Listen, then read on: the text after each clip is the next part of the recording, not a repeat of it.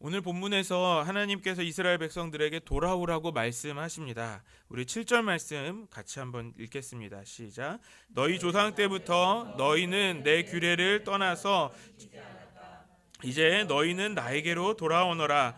나도 너희에게로 돌아가겠다. 나 만군의 주가 말한다. 그러나 너희는 돌아가려면 우리가 무엇을 하여야 합니까? 하고 묻는구나. 지금 이스라엘의 상태는 하나님으로부터 떠나 있는 상태다라고 말씀하시는 겁니다. 어떻게 떠나 있습니까? 조상 때부터 하나님의 규례, 하나님의 말씀을 지키지 않아서 하나님께로부터 멀리 떠나 있으니 이제 돌아와라, 돌아오다라는 표현은 방향을 바꾸다라는 뜻을 가지고 있습니다. 이제 하나님을 멀리 떠나는 방향에서 방향을 바꿔서 하나님께로 다시 돌아와야 한다라고 주님께서 말씀해 주시는 겁니다. 그런데 이 말씀을 듣는 이스라엘 백성들이 되게 당황스럽게 대답을 합니다. 돌아가려면 우리가 무엇을 해야 합니까? 라고 질문을 하고 있는 것이죠. 이것은 우리가 그냥 좋은 의미로 받아들이시면 안 됩니다. 우리가 좋은 의미로 정말 하나님께 돌아가고 싶은데 하나님 제가 무엇을 할까요? 라고 질문하는 것이 아닙니다. 왜냐하면 우리가 그동안 말라기서를 보면서 이스라엘이 어떤 상태인지 우리가 보지 않았습니까? 하나님 앞에 제사를 온전히 드리지 않았으면서 저는 그런 짐승, 온전하지 않은 제물을 드렸으면서 하나님 우리가 언제 제물을 드리지 않았습니까? 라고 말했던 이스라엘입니다. 그럼 이 말은 무슨 말일까요? 하나님 우리가 어딜 또 돌아가요? 우리가 뭘 잘못했어요? 라고 말하는 것과 같은 말인 것이죠. 이스라엘은 지금 자신이 어떤 잘못을 하고 있는지조차 조금도 모르고 있었다라는 겁니다. 우리가 직장 생활에서도 직장 생활 하시다 보시면 여러 가지 상황들을 만나게 되죠. 그런데 그때 누군가가 나와 함께 일하는 사람이 자신이 잘못한 것을 깨닫지 못할 때 여러분 그 사람과 같이 일하는 것이 쉬우십니까? 굉장히 어렵습니다. 제가 태국으로 단기 선교를 갔을 때 일입니다. 제가 대학생 사역을 할 때 여러 차례 대학생들을 데리고 여러 나라를 다녔죠. 그렇게 다니는 중에 태국으로 단기 선교를 준비했습니다. 저희 학생 중에 한 명이 굉장히 자신감 있게 이야기하는 거예요. 자신은 교회에서 고등학생 때 단기 선교를 갔다 왔기 때문에 단기 선교를 어떻게 가야 할지 뭘 해야 될지 다 안다는 거예요. 제가 몇 번의 팀을 인도했는데 제 앞에서. 그래서 그렇구나 라고 이야기했어요. 그러고 인천공항에서 출발해서 떠났습니다. 문제는 태국 공항에서 일어났습니다. 여기가 태국 수완나품 공항입니다. 태국 수완나품 공항에 도착해서 뭘 해야 되냐면 다른 나라에 들어갈 때 요즘 많이 바뀌었다는 이야기를 들었는데 제가 경험한 건 저도 안 간 지 굉장히 오래됐더라고요. 제가 경험한 건 그 다른 나라에 입국할 때는 입국 신고서를 써야 됩니다. 내가 어느 나라에서 왔고 막 이런 걸 써야 돼요. 이런 입국 신고서를 써야 돼요. 태국 입국 신고서는 되게 재밌게 생겨 있습니다. 뭐가 있냐면 이게 2장이 한 장으로 붙어 있어요. 그래서 보통 한 장만 쓰고 나가면 되는데 여기에는 들어오는 입국 신고서와 출국 신고서가 2개가 같이 있어요. 그래서 이거를 써서 내면 이 출국 신고서를 그 여권에다가 찍어서 줘요. 요즘은 또 바뀌었는지 모르겠습니다만 어쨌든 이것도 굉장히 오래전 일이라 10년 전 일이라 이렇게 해서 주는 거예요. 그래서 이제 입국 신고를 하려고 이제 학생들을 데리고 갔습니다. 우리 학생들이 저 빼고 태국이 다 처음이었더라고요. 그래서 어떻게 써야 하는지 제 걸 이렇게 써가지고 똑같이 쓰면 안 되잖아요. 제 이름을 쓰면 안 되고 제 여권 번호를 쓰면 안 되니까 이런 부분은 빼고 너희 걸 쓰고 내가 쓴 것처럼 써서 가지고 오면 돼라고 자세하게 아주 이렇게 친절하게 안내를 했어요. 그렇게 안내를 했습니다. 그러고서 이제 입국 신고서를 가는데 태국을 가보신 분은 아시겠지만 태국에 사람들이 엄청 많이 옵니다. 입국 신고서장에 입국장에 조금만 늦으면 한참 기다려야 돼요. 저희가 이제 비행기 값을 싸게 하려고 이제 도착하는 비행기가 되게 막 새벽 12시, 11시 뭐 이런 때에 도착하는 비행기를 타거든요. 선교사님이 한참 기다리셔야 되는 거예요. 그 늦은 시간에. 그리고 짐도 많아요. 그럼 빨리 나가야 되지 않겠습니까? 그래서 학생들하고 어떻게 순서를 정하고 자 이렇게 나가서 누구는 뭘 하고 다 분배를 시켰습니다. 그 아까 자신감이 넘쳤던 그 학생이 아주 자신감 있게 제일 앞장서서 제 얘기도 듣지 않고 혼자 쭉 가는 거예요. 그래서 저 친구가 왜 저러지? 이러고 봤는데 한참 있다가 갑자기 씩씩대면서 돌아오는 거예요. 긴장을 했습니다. 왜냐하면 입국신고장에서 거부를 당했다는 건 큰 문제가 있을 수 있는 거예요. 뭐 범죄에 연루되었거나 아니면 여권이 잘못되었거나 이러면 저희 팀 전체가 못 들어가기 때문에 제가 긴장을 했죠. 근데 이 친구가 씩씩대면서 다시 입국 신고서를 쓰는 거예요. 저 왜 저럴까? 이러고 또 그러고서 지가 혼자서 가는 거예요. 자기 혼자서. 그리고 또 다시 씩씩대면서 와요. 그래서 이거 왜 그러냐? 뭐가 문제냐? 하고 봤더니 이 입국 신고서 내용을 반대로 쓴 거예요. 입국 신고서랑 출국 신고서가 있지 않습니까? 이거를 반대로 쓴 거예요. 반대로 써가지고 막 내가 뭘 틀렸는데 이러면서 막 책상을 때리는 거예요. 그 친구가. 그래서 제가 친절하게 설명을 해줬죠. 너가 잘못 썼어. 이게 이렇게 반대로 써야 된다 얘야. 이렇게 해서 얘기를 했더니 이 친구가 한마디를 했습니다. 케냐는 안 그래요. 케냐 나라 케냐 아프리카 케냐는 안 그래요. 물어봤습니다. 너 도대체 몇 나라는 다녀왔니? 케냐요. 얼마나 다녀왔니? 한 번이요. 언제 다녀왔니? 고3 때요. 이게 단데. 그래서 너무 당황스러웠죠. 그 친구가 그 여행 내내 저를 당황스럽게 해가지고 굉장히 재밌는 시간을 보냈습니다. 한 나라만 다녀오고서 모든 걸 안다고 말했던 그런 친구였어요. 자기가 잘못한 것을 전혀 모르는 사람인 것이죠. 그런 사람과 여행을 함께하는 것은 쉽지 않습니다. 여러분 직장에서도 그렇지 않으신가요? 내가 잘못한 걸 모르는 사람이 있어요. 아무리 친절하게 얘기해도 실은 화내면서 얘기해도 안 고쳐지는 거예요. 잘못한 걸 모르면 들어갈 수 없습니다. 우리의 신앙도 마찬가지입니다. 내가 잘못하고 있는 걸 모르면 우리가 잘못된 길을 가게 되는 것이죠. 알았다면 우리가 빨리 고쳐야 합니다. 오늘 이스라엘 백성들도 그랬습니다. 자신들이 뭘 잘못하고 있는지 전혀 알지 못하고 있습니다. 그래서 오늘 주님께서 그런 이스라엘 백성들에게 단호하게 말씀하십니다. 11조를 온전하게 드리지 않았다라고 말씀하시는 겁니다. 8절과 9절 말씀 같이 읽겠습니다. 시작. 사람이 하나님의 것을 훔치면 되겠느냐? 그런데도 너희는 나의 것을 훔치고서도 우리가 주님의 무엇을 훔쳤습니까? 하고 되묻는구나. 11조와 헌물이 바로 그것이 아니냐? 너희 온 백성이 나의 것을 훔치니 너희 모두가 저주를 받는다. 이스라엘이 그동안 저주를 받았던 이유가 있다고 말씀하십니다. 그것은 하나님의 것을 훔쳤다는 겁니다. 하나님의 것은 무엇입니까? 바로 11조와 헌물에 대해서 말씀하고 있습니다. 이스라엘 백성들이 하나님의 11조와 헌물을 훔쳤다는 거예요. 훔치다라는 말은 무슨 뜻입니까? 주인의 허락 없이 가져갔다는 거예요. 조금 좀 이상하지 않습니까? 11조는 분명 바치는 건데 우린 분명히 하나님께 드렸는데 하나님은 너희가 훔쳤다라고 말씀하시는 거예요. 11조는 하나님의 것인데 그것을 훔쳤다고 말씀하시는 거죠. 그럼 우리가 11조는 우리는 드리지 않았습니까? 분명히 드렸는데 안 받으셨다는 것을 하시는 것일까요? 이스라엘이 11조를 하지 않았을까요? 제사의 제물부터 시작해서 그렇게 안 한 것은 아닐 것 같아요. 그런데 10절에 보니까 하나님께서 말씀하신 건 온전한 11조를 드리라고 말씀하십니다. 그렇다면 온전하지 않은 11조를 드렸기 때문에 하나님은 훔쳤다라고 말씀하셨다는 겁니다. 하나님께서 말씀하신 이 훔쳤다라는 의미는 하나님께 우리가 온전히 드려야 하는데 온전히 드리지 않은 것을 가리켜서 하시는 말씀이라는 겁니다. 11조를 훔치는 것으로 이해할 때 우리가 한 가지 크게 오해하게 되는 게 있습니다. 그것은 11조 중에 11조만 하나님의 것이라고 생각하는 거예요. 우리에게 오는 그 10개 중에 10분의 1만이 하나님의 것이라고 생각하는 그런 오해를 하게 됩니다. 그래서 11조는 율법에서 나오는 것처럼 우리가 의무적으로 해야 한다라고 생각하죠. 또 나머지 9은 내 것이라고 생각합니다. 그래서 우리가 드리는 헌금을 마치 세금을 드리는 것처럼 그렇게 생각하는 사람들도 여럿 있습니다. 또는 내가 상황이 여의치 못해서 11조를 하지 못하게 될 때 그럴 때는 우리가 이 말씀을 생각하면서 스스로 또 시험에 들기도 하는 것이죠. 그래서 오늘 본문 말씀을 준비하면서 굉장히 부담스럽습니다. 내가 과연 이 11조에 대해서 잘 이야기할 수 있을까? 왜냐하면 11조에 대해서 설교를 들으면 좀 여러 가지로 부담이 되는 것 아니겠습니까? 그래서 11조에 대한 설교들을 좀 찾아봤습니다. 다른 목사님들은 이 11조를 어떻게 설교하시는가? 그랬더니 두 부류가 나눠지는 거예요. 어떤 분들은 한 부류는 이제 11조를 온전한 11조를 강조하시는 거죠. 그래서 모든 수입의 10분의 1을 정확하게 해서 하나님의 것을 훔치지 않는 11조를 해야 한다라고 말씀하시는 분도 계세요. 그것도 맞죠. 그런데 또 다른 분들은 어떻게 말씀하시냐면 하나님의 뜻은 우리가 이해하는 것과 다를 수 있습니다라고 말씀하시는 분도 계셨어요. 형편이 어려울 수 있으니 마음이 중요하다고 말씀하시는 분도 계셨어요. 성경의 시대와 우리의 시대가 그 다르다는 것을 이야기하면서 11조를 괜찮아요, 하실 수 있는 만큼 하세요 하는 그런 분도 계시는 거예요. 그러니까 더 헷갈리는 거죠. 도대체 뭐가 맞는 걸까요? 하나님이 원하시는 진정한 11조, 온전한 11조는 과연 무엇일까요?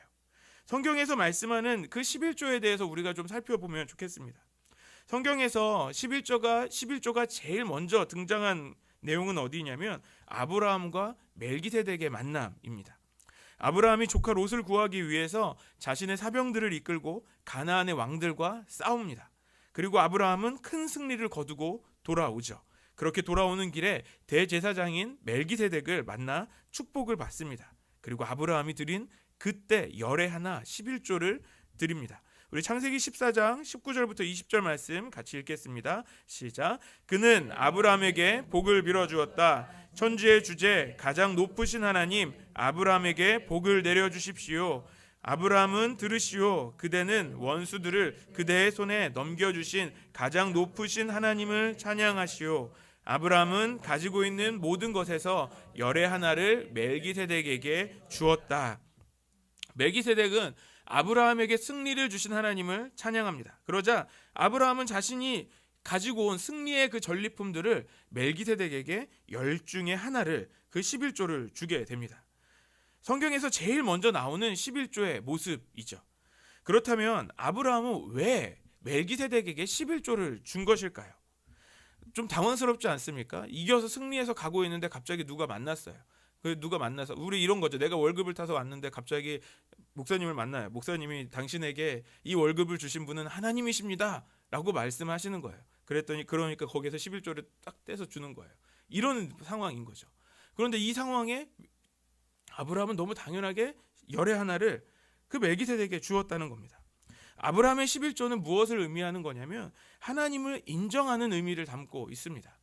멜기세덱의 말이 맞다는 겁니다. 지금 아브라함의 승리는 자신의 능력으로 승리한 것이 아니라 하나님이 주신 승리이기 때문에 이 승리로 얻은 이 전리품의 열 중에 하나를 드리는 것이 전혀 문제가 되지 않는 것이죠. 그리고 아브라함은 그것들을 또 자신을 위해서 쓰지도 않습니다. 다 나눠주는 데 사용하는 것이죠. 아브라함의 11조는 첫 번째 드렸던 그 11조 안에는 바로 자신에게 능력을 주신 것을 인정하는 하나님의 감사의 고백을 담고 있습니다. 하나님께서 승리를 주셨음을 감사하고 있는 것입니다. 우리의 11조에 대해서도 한번 생각해 볼 수 있겠습니다. 우리의 11조에는 무엇이 담겨 있어야 합니까? 우리의 소득의 10분의 1 안에는 우리의 감사가 담겨 있어야 하는 것이죠. 하나님께서 아브라함에게 승리를 주신 것처럼 우리에게 이 소득을 주신 것을 감사하는 것입니다. 하나님이 주셨음을 인정하는 것입니다. 우리가 한 달 동안 일한 결과가 나의 힘으로 된 것이 아니라는 것이죠. 하나님이 주신 능력으로 이루어진 것입니다. 하나님께서 주심을 감사함으로 다시 돌려드리는 것입니다. 그래서 야곱도 11조를 서원합니다. 창세기 28장 20절 22절 말씀 같이 보시겠습니다. 시작. 야곱은 이렇게 서원하였다.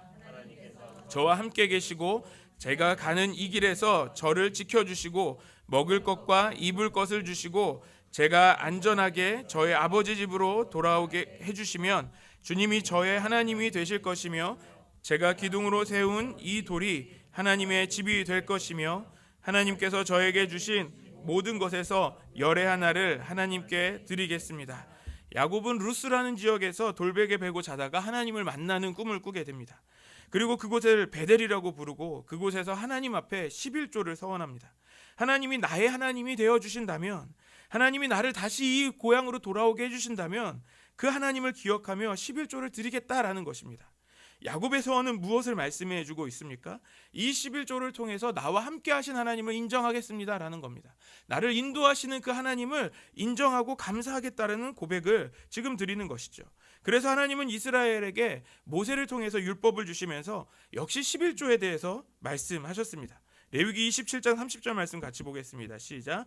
땅의 10분의 1 곧 땅에서 난 것의 10분의 1은 밭에서 난 곡식이든지 나무에 달린 열매이든지 모두 주에게 속한 것으로서 주에게 바쳐야 할 거룩한 것이다. 하나님께서 이스라엘 백성들에게 원하시는 것이 있었습니다. 그것은 무엇입니까? 이스라엘 백성들이 하나님을 인정하고 하나님 앞에 감사하는 마음을 갖는 것입니다. 그래서 하나님은 이스라엘 백성들에게 11조를 말씀하셨습니다. 우리가 11조만이 하나님의 것이라고 오해할 때가 있습니다. 하지만 11조만이 하나님의 것이 아니라는 겁니다. 우리에게 주신 이 10개 모두가 원래는 다 하나님의 것입니다. 하나님이 우리에게 이 10개를 주셨습니다. 하지만 그 가운데 이 10분의 1을 구별함으로 하나님을 인정하고 하나님께 감사하는 고백을 드려야 한다라는 겁니다. 그래서 우리가 11조를 하는 것이죠. 단순히 의무적으로만 하는 것이 아니라 우리의 마음을 다해야 하는 것, 그것이 바로 11조입니다. 그런데 오늘 본문에서 이스라엘은 하나님의 것을 훔쳤습니다. 그것이 저주의 원인이 되었습니다. 왜 그렇게 된 것일까요? 그동안 우리가 말라기 말씀을 보면서 이스라엘의 모습을 계속 살펴봤습니다. 말라기 시대 이스라엘 어떤 백성이었습니까? 하나님을 무시하는 백성이었습니다. 하나님을 어떻게 무시했습니까? 하나님께 온전한 제사를 드리지 않았죠. 그 모습이 11조를 드리는 것과도 관계가 있었던 것입니다. 하나님께 드리는 11조는 레위인과 제사장들을 위해 사용되는 것입니다. 민수기 18장 말씀을 보시겠습니다. 21절에서 24절 말씀 같이 읽겠습니다. 시작. 나는 레위 자손에게 이스라엘 안에서 바치는 열의 하나를 모두 그들이 받을 유산으로 준다. 이것은 그들이 회막일을 거두는 것에 대한 보수이다. 이제부터 이스라엘 자손은 회막에 접근하여서는 안 된다. 그렇게 하다가는 그 죄값을 지고 죽을 것이다. 회막일은 레위 사람들이 한다. 이것을 어긴 죄값은 레위 사람이 진다. 이것은 오고 오는 세대에 언제나 지켜야 할 율례이다. 그들은 이스라엘 자손 사이에서 아무런 유산이 없다. 그 대신에 나는 그들에게 이스라엘 자손이 나에게 들어 올려 바치는 제물 곧 열의 하나를 그들의 유산으로 준다. 그러므로 나는 그들의 이스라엘 자손 사이에서 아무런 유산도 없고 그들에게 말하였다. 하나님께서 이스라엘 12지파에게 유산을 주실 때에 유업을 주실 때에 레위인에게서만은 그 땅을 유업으로 주시지 않으셨습니다. 대신에 이스라엘 백성들의 11조를 보수로 주시겠다라고 말씀하시는 것이죠. 왜 주십니까? 레위인들이 이 회막 또 앞으로 성전을 섬기는 데에 그 보수로 주신다는 것입니다. 그래서 11조를 해야 이 레위인들이 자신이 맡은 역할들을 그 사명을 감당할 수 있는 것입니다. 그런데 이스라엘에 어떤 일들이 벌어집니까? 11조를 온전히 드리지 않는 일들이 벌어지는 것이죠. 그렇다면 이스라엘의 제사는 어떻게 될까요? 11조를 온전히 드릴 수 없는 상황이 되는 것입니다. 그래서 제사가 드려지는 제물이 온전할 수 없었던 겁니다. 예배가 온전하게 드려질 수 없는 거예요. 왜냐하면 레위인들이 자신의 역할들을 잘 하지 못했기 때문에 그런 것입니다. 느헤미야 13장에 보면 그 당시의 모습을 잘 보여줍니다. 느헤미야 13장 10절에서 13절 말씀 제가 읽겠습니다. 내가 또 알아보니 레위 사람들은 그동안에 받을 몫을 받지 못하고 있었다. 그래서 레위 사람들과 노래하는 사람들은 맡은 일을 버리고 저마다 밭이 있는 곳으로 떠났다. 그래서 나는 어쩌자고 하나님의 성전을 이렇게 내버려 두었느냐고 관리들을 꾸짖고 곧 레위 사람들을 불러 모아서 다시 일을 맡아보게 하였다. 그랬더니 온 유다 사람들이 곡식과 세포도주와 기름의 11조를 가지고 와서 창고에 들여다 놓았다. 나는 셀레미야 제사장과 사독 서기관과 레위 사람 부다야를 창고 책임자로 삼고 마따니아의 손자이며 삭굴의 아들인 하난을 버금 책임자로 삼았다. 그들은 모두 정직하다고 인정을 받는 사람들이다. 그들이 맡은 일은 동료들에게 돌아갈 몫을 골고루 나누어주는 일이었다. 이스라엘이 11조를 온전히 드리지 않았습니다. 그래서 성전의 일을 맡았던 레위인들이 어떻게 했습니까? 자신이 맡은 일을 버리고 일을 하려고 어떻게든 먹고 살려고 밭을 일을 하러 떠났다라는 것입니다. 성전에서 섬길 사람들이 없었다는 것이죠. 그래서 말라기에서 나온 이 제사가 무너지는 것은 어떻게 보면 너무 당연한 것처럼 보이는 것이죠. 성전에서 레위인과 제사장이 예배를 잘 섬기지 않습니다. 또 제사장과 레위인들이 또 말씀을 가르치면서 율법을 가르치면서 제사를 온전하게 드릴 수 있도록 준비시켜야 하는데 그렇게도 하지 않은 거죠. 아마 대충 했을 거예요. 이스라엘이 하나님의 것을 훔친 것이 어떻게 보면 정말 맞는 말씀인 것입니다. 11조를 통해서 하나님께서 받으셔야 하는 마땅히 받으셔야 되는 그 제사를 훔쳐간 것입니다. 그래서 이스라엘에게 오늘 저주가 임하였다라고 말씀하십니다. 그렇다면 11조를 회복한다는 것은 무엇을 의미하는 것입니까? 곧 제사를 온전하게 드리는 것을 말씀하는 것입니다. 오늘 우리의 11조를 회복하는 것은 곧 우리의 예배를 회복하는 것과 같은 것입니다. 그래서 우리가 먼저 온전한 11조를 드릴 수 있어야 하는 것입니다. 그것은 우리가 하나님께 드리는 온전한 예배입니다. 우리에게 소득을 주신 그 하나님을 인정하고 감사하며 드리는 것입니다. 단순하게 재물만 세금처럼 떼는 것이 아니라 나의 이 10개를 주신 것을 감사하며 이 모든 것이 하나님의 것임을 인정하면서 드리는 그런 것이 되어야 한다는 것입니다. 11조와 이 헌금에 대한 생각을 하면서 한 가지 질문이 생겼습니다. 하나님은 모든 것을 창조하셨습니다. 하나님은 모든 것을 가지고 계신 분이시죠. 그렇다면 모든 것이 주님으로부터 오는 것임을 우리가 인정하고 우리는 감사합니다. 그런데 하나님께 도대체 뭐가 부족하실까요? 우리에게 재물을 주시는 분이시기도 하시고 재물을 가져가시기도 하시는 분이 하나님이십니다. 그런데 하나님은 우리에게 이 11조를 말씀하시는 겁니다. 부족함이 없으신 하나님이신데 주님은 왜 이 11조를 말씀하시는 것일까요? 헌신을 원하신다면 좀 과격하게 전 재산 다 드려라, 전 재산을 다 드리고 나만 의지해라, 이렇게 말씀하셔도 되지 않았을까요? 하나님께서 원하시는 것이 있기 때문에 그렇습니다. 하나님은요, 우리의 마음을 원하시는 겁니다.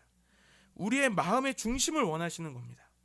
예수님께서 성전의 헌금함을 보시면서 그 칭찬하셨던 헌금을 우리가 기억하고 있지 않습니까?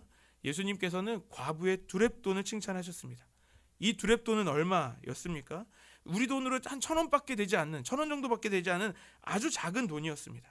그런데 예수님께서는 왜 그 과부의 두렙돈을 칭찬하셨습니까? 돈을 적게 해서 칭찬하는 것이 아닙니다. 예수님의 칭찬은 헌금의 많고 적음에 있던 것이 아닌 것이죠. 예수님은 그 헌금하는 그 과부의 마음을 보셨기 때문에 그렇습니다. 비록 적은 재물이지만 하나님께 자신의 모든 것을 다해 드리는 그 중심을 보셨던 것입니다. 오늘 우리의 마음의 중심을 보시는 하나님께서 오늘 이 11조에 대해서 말씀하고 계십니다. 내 마음대로, 내 편의대로 드리는 것이 아니라 주님께서 원하시는 대로 드려야 한다는 것입니다. 우리 주님은 무엇을 원하십니까? 우리의 마음의 중심으로 드리기를 원하신다는 것입니다. 우리 주님은 우리에 대해서 잘 알고 계시죠. 왜냐하면 우리의 어떤 모습을 알고 계십니까? 우리의 재물이 있는 곳에 우리의 마음이 있다는 것을 주님은 아십니다. 마태복음 6장 19절에서 21절 말씀 같이 읽겠습니다. 시작. 너희는 자기를 위하여 보물을 땅에다가 쌓아두지 말아라. 땅에서는 좀이 먹고 녹이 슬어서 망가지며 도둑들이 뚫고 들어와서 훔쳐간다. 그러므로 너희를 위하여 보물을 하늘에 쌓아두어라. 거기에는 좀이 먹고 녹이 슬어서 망가지는 일이 없고 도둑들이 뚫고 들어와서 훔쳐가지도 못한다. 너희 보물이 있는 곳에 너의 마음도 있다. 우리의 마음이 어디에 있습니까? 우리의 재물이 사용되는 것을 보면 우리의 마음이 어디에 있는지를 볼 수 있는 것이죠. 우리가 무엇을 중요하게 여기는지를 알아보려면, 내가 정말 무엇을 중요하게 여기는지를 보려면 내가 어디에 얼마나 많이 쓰고 있는지를 찾아보면 됩니다. 우리가 11조를 헌금하는 만큼 우리의 마음도 있는 것이죠. 세금을 내듯이 헌금하는 것이 아니라 우리의 마음이 11조의 정신을 가져야 한다는 것입니다. 오늘 본문에서 11조를 통해서 우리가 가져야 하는 이 11조의 정신을 말씀하시는 것입니다. 하나님께서 우리에게 말씀하시는 이 11조의 정신은 무엇일까요? 첫 번째는 하나님이 주인 되심을 인정하는 정신입니다. 우리가 11조에 대해서 계속 말씀드렸던 흔히 하는 오해는 무엇입니까? 이 열이 다 내 것이라고 생각하는 것이죠. 그런데 그리고 11조만 하나님의 것이라고 생각하는 거예요. 그리고 나머지 9은 내 거, 내 마음대로 써도 된다라고 생각합니다. 하지만 내가 주인이 아닌 것입니다. 하나님이 주인이십니다. 우리 11절 말씀 같이 읽겠습니다. 시작. 나는 너희 땅의 소산물을 해로운 벌레가 먹어 없애지 못하게 하며 너희 포도밭의 열매가 채 익기 전에 떨어지지 않게 하겠다. 나 만군의 주가 말한다. 11조를 통해서 주님이 주시는 복에 대해서 말씀하시는 것입니다. 11조를 잘하면, 온전한 11조를 하면 나머지 9를 더해주는 그런 축복이 아닌 겁니다. 그런 간증 많이 들었습니다. 하나님께서 갑자기 마음을 주셔가지고 열에 하나 누군가에게 헌금을 흘려보냈더니 하나님이 10배로 갚아주셨습니다. 이런 간증 혹시 들어보셨을 것 같습니다. 저도 비슷한 경험을 해본 것 같긴 합니다만 그런 간증을 하는 사람들이 말하는 것처럼 차가 한 대 생기거나 집이 바로 생기거나 이 정도까지는 아니었던 것 같습니다. 하나님께서 그렇게 역사하실 수도 있죠. 그런데 그것 말고 오늘 말씀에서 주시는 말씀은 투자 대비 수익률이 좋다라는 말씀이 아닌 것입니다. 소산물을 해치는 해로운 벌레를 하나님이 막아주신다고 말씀합니다. 또 포도나무에서 열매가 떨어지지 않게 하겠다라고 주님께서 주신다는 겁니다. 무슨 말씀이십니까? 계속해서 열매가 잘 맺힐 수 있도록 하나님께서 역사하시겠다라는 뜻입니다. 어떻게 보면 이거 너무 당연한 말씀 아닌가요? 그런데 한 번 더 생각해 보면 꼭 그렇지만은 않은 것 같습니다. 우리 교회 몇몇 분들께서 이제 농사를 지으시잖아요. 밭을 일구시는 분들이 계시지 않습니까? 어떻게 이 밭에서 농작물들이, 이 열매들, 결실들이 나오는지에 대한 이야기들을 들었습니다. 너무 잘 아실 것 같아요. 이 결실이 우리가 노력한 만큼, 내가 힘쓰고 내 능력만큼 그렇게 결실이 맺어지면 얼마나 좋겠습니까마는 꼭 그렇지만 않다는 것을 알 수 있죠. 날씨만 봐도 알 수 있습니다. 비가 와도 적당히 와야 되죠. 햇빛이 비쳐도 적당히 비쳐야 하는 것입니다. 이 결실은 결국은 하나님의 은혜입니다. 날씨를 주관하시는 하나님, 모든 것을 주관하시는 하나님의 은혜입니다. 그래서 이 결실을 할 때 누가 주인인지를 우리가 명확하게 알게 되는 것이죠. 11조의 축복을 통해 알려주시는 것입니다. 주인은 내가 아니라는 것입니다. 하나님이십니다. 11조의 정신은 하나님이, 주인이신 하나님이 우리에게 주셨다라는 것을 인정하는 그것부터 시작하는 것입니다. 두 번째 11조의 정신은 우리의 정체성을 기억하는 것입니다. 우리의 정체성은 무엇입니까? 우리가 하나님의 백성이라는 것입니다. 우리 3장 12절 말씀 같이 읽겠습니다. 시작. 너희 땅이 이처럼 비옥하여짐으로 모든 민족이 너희를 복되다 할 것이다. 나 만군의 주가 말한다. 11조로 받게 되는 또 다른 축복은 뭐냐면 모든 사람이 복되다라고 말한다라는 것입니다. 많은 사람들이 부러워한다라는 것이죠. 많은 사람들이 왜 복되다라고 말하면서 부러워합니까? 그들의 눈에 보이는 그 땅은 비옥한 땅인 거예요. 결실을 많이 맺는 비옥한 땅이기 때문에 그들이 가지고 있는 땅, 정말 11조를 온전히 하는 사람의 땅은 비옥한 땅으로 보이는 겁니다. 그러니 열매를 맺지 못하는 사람들의 눈에는 부러운 것입니다. 사람들은 결과를 봅니다. 어떻게 저렇게 좋은 땅을 가져서 저렇게 풍성한 열매를 맺는가라고 부러워하는 것이죠. 그런데 우리는 알죠. 왜 그렇습니까? 그것은 하나님의 은혜이기 때문입니다. 11조에 대해서 여러 가지로 찾아보다가 11조로 큰 은혜를 경험한 사람에 대한 이야기를 하나 발견했는데요. 서울의 경기 떡집의 대표인 최길선 장로님에 대한 이야기를 들었습니다. 떡집을 시작하면서 1억의 빚을 지고 시작했다고 합니다. 1억의 빚을 갚으려면 주일도 쉬지 않고 일해야 한다라고 할 정도였답니다. 그래서 주일 새벽부터 일해서 일을 마치고 나니까 저녁 8시 정도가 되었던 거죠. 그런데 그때 딱 예배를 드리지 않는 그 주일, 그때에 하나님께서 어떤 생각을 주셨냐면 여의도 순복음교회 가면 저녁 8시에 예배가 있다라는 생각을 떠오르게 하셨대요. 그래서 오토바이를 열심히 타고 가서 그 8시 예배에 들어가서 헐레벌떡 들어가서 예배를 드렸다라고 합니다. 그렇게 예배를 드리면서 아무리 어려워도 주일 성소 빼먹지 않고 매일매일의 소득에 11조를 떼어가면서 또 돈을 더해서 성교헌금도 해가면서 그렇게 사업을 했다고 합니다. 하루는 건물 주인이 찾아와서 그렇게 이야기를 했다는 거예요. 그렇게 사업해서 언제 돈을 갚겠냐고 하면서 핀잔을 주었다는 겁니다. 그러면서 자기 건물에 이 예수쟁이가 들어와서 우리 집값을 떨어뜨리는 거 아니냐면서 그렇게 이야기하고 지나갔다는 거예요. 그럼에도 이 장로님은 자신의 이 신앙을 지키면서 아주 열심히 11조하고 주일 성수하면서 살았답니다. 그랬더니 결국은 자녀들까지 복을 누리면서 그 사업을 더 확장했다라는 이야기를 들었습니다. 사람들은 그저 그가 성공한 것처럼 보입니다. 열심히 살았기 때문이라고 말할 수 있죠. 요즘 떡집 잘 된다는데 좋은 아이템을 선정했다고 말할 수도 있겠습니다. 하지만 세상 사람 누가 뭐라고 해도 우리는 알죠. 그것은 하나님의 은혜입니다. 하나님의 백성인 우리에게 주시는 은혜라는 것입니다. 모든 민족들이 우리를 복되다고 말할 때 결국은 그 비결을 알게 될 것입니다. 예수 믿는 사람들은 다르다는 것입니다. 11조의 정신은 하나님의 백성으로 사는 것입니다. 하나님의 백성으로서 이 세상의 사람들과 다르게 사는 모습을 보여주는 것입니다. 사랑하는 여러분, 하나님께 우리가 온전한 11조를 드려야 합니다. 우리가 11조를 드리는 것만큼 우리가 가져야 하는 것은 11조의 정신을 가져야 하는 것이죠. 우리가 그 11조의 정신을 가지고 살아야 합니다. 그렇다면 우리가 어떻게 그 11조의 정신으로 살아갈 수 있을까요? 먼저는 우리가 주님께 드리는 우리의 예물을 점검해 보면 좋겠습니다. 우리가 11조를 준비하고 예물을 준비할 때 그 안에 우리의 마음이 담겨 있습니까? 우리에게 은혜를 주신 그 하나님을 인정하며 정말 그 감사하는 마음으로 드리고 있습니까? 액수의 많고 적음이 중요한 것보다 우리의 마음이 중요한 것입니다. 또 11조의 정신으로 예물뿐만이 아니라 우리의 삶을 드리는 것은 어떨까요? 어떻게 우리의 삶을 드릴 수 있을까요? 하나님께서 우리의 하루를 드려보는 것도 좋겠습니다. 우리의 이 하루의 시간을 주셨죠. 하루에 몇 시간입니까? 24시간이라는 시간을 우리에게 주셨습니다. 그렇다면 우리의 24시간은 어떻게 사용되고 있습니까? 우리의 시간을 11조 정신으로 드려보는 것은 어떨까요? 하나님을 위한 그 시간을 떼어 놓는 것이죠. 어떤 분들은 이른 아침에 새벽 기도 시간에 일어나셔서 새벽 기도회로 하나님께 나올 수도 있겠습니다. 또는 개인 기도 시간을 정하시고 하나님 앞에 나아가는 시간, 성경 통독을 하는 시간도 그렇게 하나님을 위한 그 10분의 1의 시간을 정해보는 것은 어떨까요? 우리의 일주일은 또 어떻습니까? 우리의 예배 시간이 중요한 이유가 있습니다.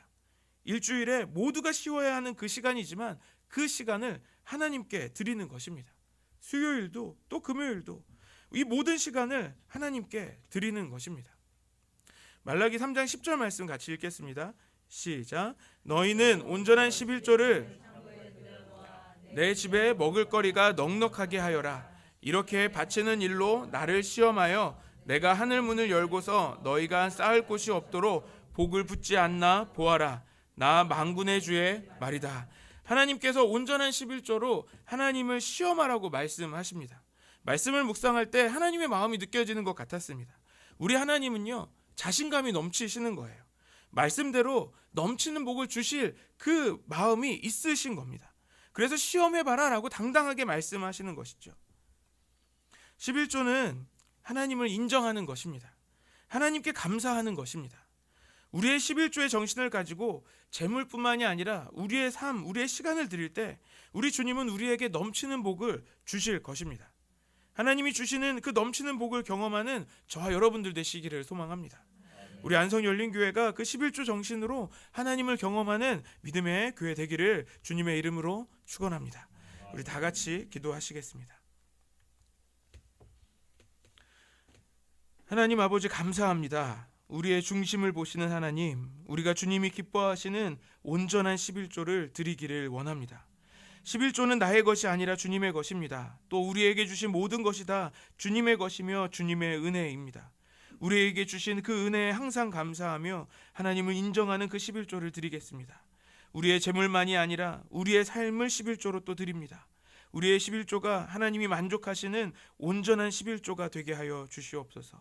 주님, 우리의 몸과 마음을 받아주시고 우리에게 약속하신 그 넘치는 복을 주시옵소서. 감사드리며 예수님의 이름으로 기도드립니다. 아멘.